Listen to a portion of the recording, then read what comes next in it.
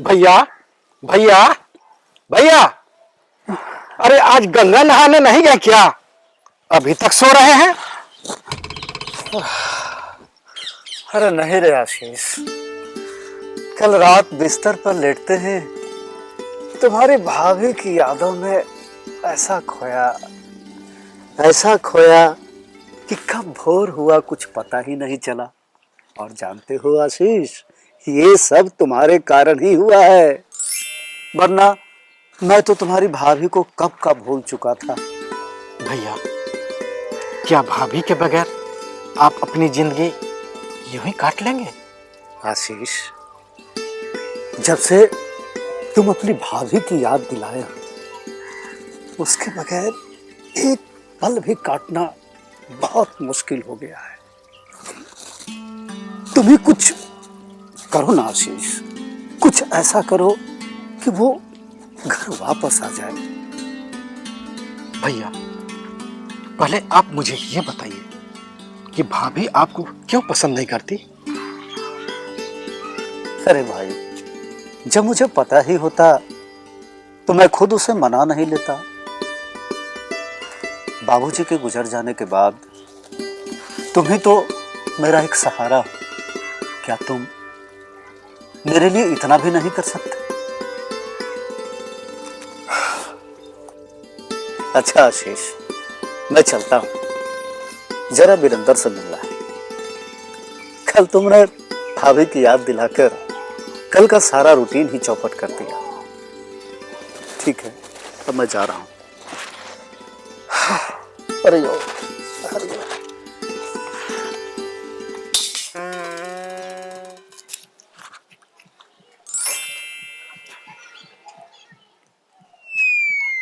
अरे बाप रे बाप, ये भैया भाभी के चक्कर में ना चंदा वहां पे आ चुकी होगी। चलता हूं।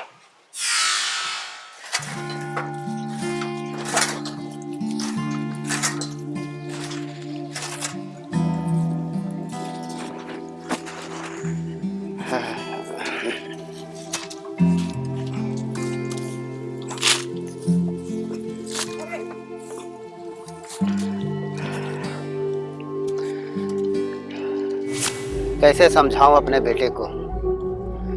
जब देखता हूं तो वो पढ़ने लिखने के चक्कर में ही पड़ा रहता है। मैं कितनी बार समझा चुका हूं कि बेटा, पढ़ाई लिखाई तेरे सुख शांति से बढ़कर नहीं है। तुम पढ़ाई लिखाई छोड़ दो, क्योंकि हमारे घर में पढ़ना लिखना सूट नहीं करता है। यह रिवाज हमारे घर में दादा परदादा के समय से चला आ रहा है।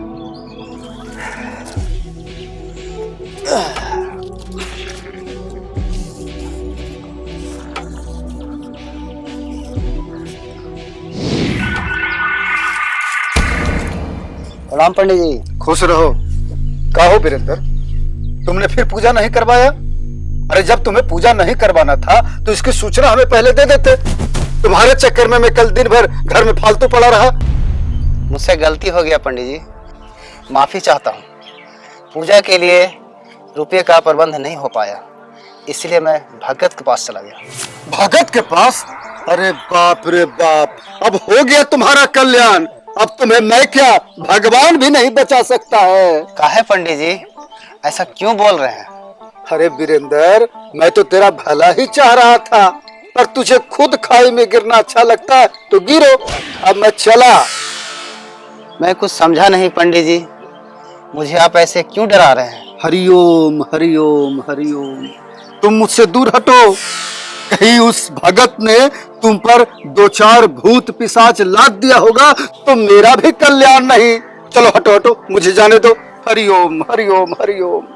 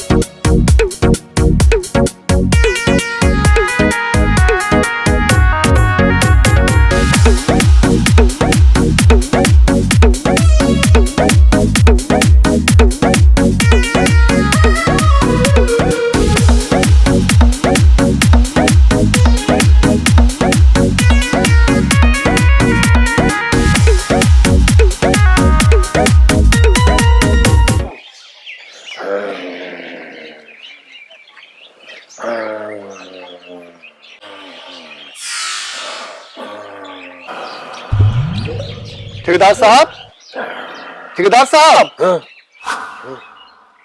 ठेकेदार साहब, रात भर सोए नहीं है क्या, जो कुर्सी पर बैठे बैठे सो गए? हाँ रे कलुआ, तेरी भाभी की याद ने मुझे रात भर सोने नहीं दिया। जिस ब्लाउज के सहारे मेरी रात आराम से कट जाती थी, वो भी उसे भगत ले लिया। पता नहीं दुष्ट उस ब्लाउज के साथ क्या क्या करता होगा। ठेकेदार साहब, भगत जी आपके समस्या का समाधान कर दिए हैं। सच? हाँ ठेकेदार साहब, अब भाभी अपनी दूसरी शादी का ख्याल अपने मन से निकाल दिया है। हाँ ठेकेदार साहब, अब भाभी आपको ही चाहती हैं, इसीलिए तो अपनी दूसरी शादी का ख्याल दिल से निकाल दिए।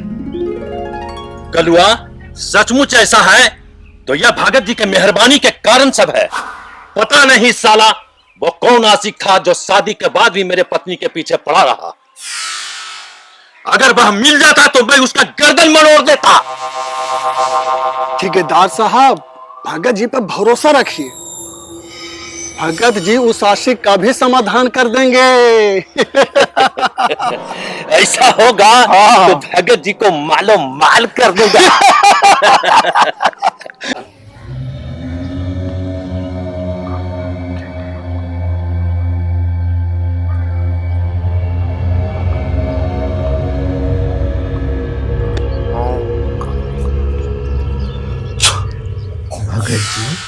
भगत जी, आप जवानी में जिनको प्यार करते थे वो अपने पति को छोड़कर मायके आ गई है। वो शादी के लिए आज भी आपका इंतजार कर रही है, वो बहुत चाहती है। ठीक, जाइए।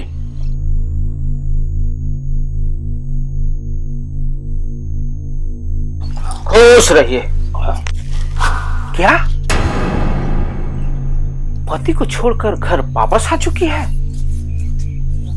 यह मुझे अभी पता चला। यह जरूर मेरे वशीकरण तंत्र मंत्र का कमाल है। यह खबर पक्की है तो अपने आशिक से दोबारा विवाह करने से पीछे नहीं हटेगी।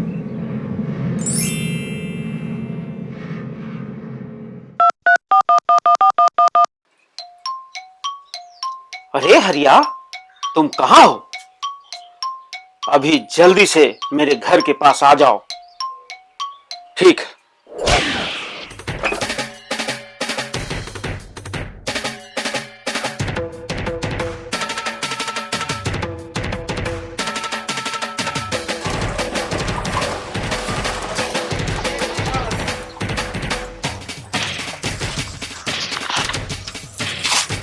आप रुकिए यहां, हम आते हैं।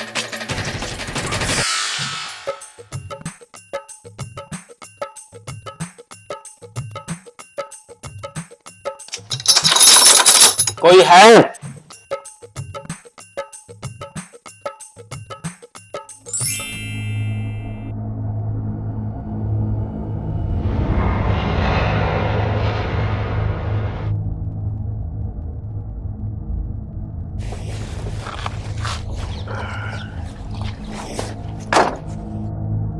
क्या पर यहीं रहो, हम लोग आते हैं।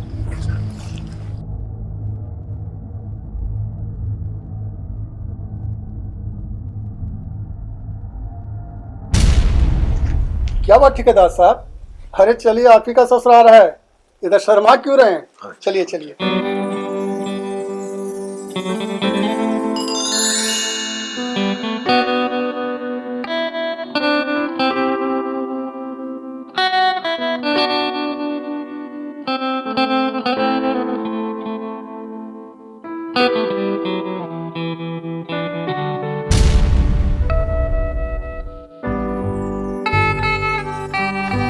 आज मेरी आत्मा को शांति मिल गया।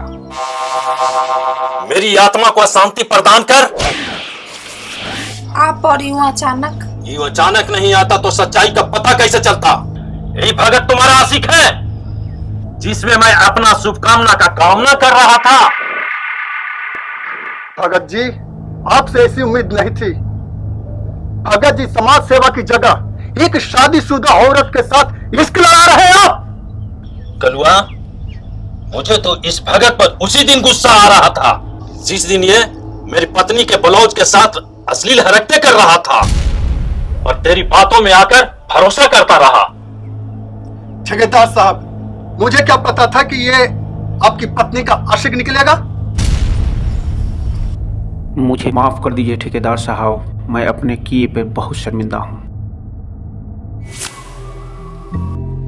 मैं अपनी जवानी के प्यार में इस तरह पागल हो चुका था कि अपनी उम्र का पता ही नहीं चला। मोना, तुम भी अपने लम्हों को भूलकर अपनी जिंदगी का शुरुआत करो, इसी में भलाई है। मोना, पति पत्नी की जिंदगी जीने के लिए विश्वास का होना बहुत जरूरी है। मोना, तुम्हें 1 सप्ताह का वक्त देता हूं, तुम सोच समझकर मुझे खबर करना। मैं चलता हूं।